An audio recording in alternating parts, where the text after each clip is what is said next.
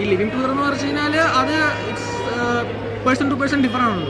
എന്ത് തന്നെ ആയിക്കോട്ടെ, എന്ത് തന്നെ പ്രശ്നം ആയിക്കോട്ടെ, എന്ത് തന്നെ മാറ്റർ ആയിക്കോട്ടെ, അവനവൻ്റെ വീട്ടുകാരനെ വിട്ട് ഒരിക്കലും കളിക്കുന്നതാണ് എൻ്റെ അഭിപ്രായം. ഓക്കെ, ഇനി വേറൊരു ക്വസ്റ്റ്യൻ കൂടെ ചോദിക്കട്ടെ. ലിവിങ് ടുഗദർ ആണോ അതോ അറേഞ്ച് മാരേജ്, അങ്ങനെ ഏതിനോടാണ് കൂടുതൽ താല്പര്യം? എൻ്റെ പേഴ്സണൽ അഭിപ്രായത്തിൽ എനിക്ക് വേണ്ടി എൻ്റെ വീട്ടുകാർ പറയുന്ന അറേഞ്ച് മാരേജിനോട് താല്പര്യം. ഈ ലിവിങ് ടുഗദർ എന്ന് പറഞ്ഞു കഴിഞ്ഞാൽ അത് പേഴ്സൺ ടു പേഴ്സൺ ഡിഫറൻ ആണല്ലോ.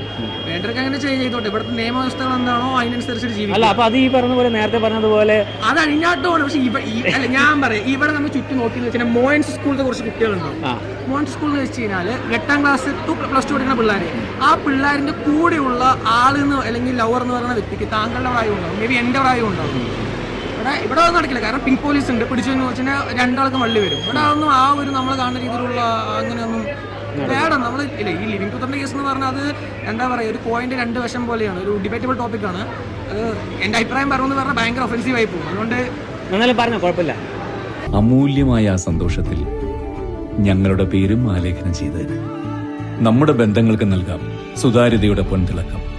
Beauty mark golden diamonds, specially for U.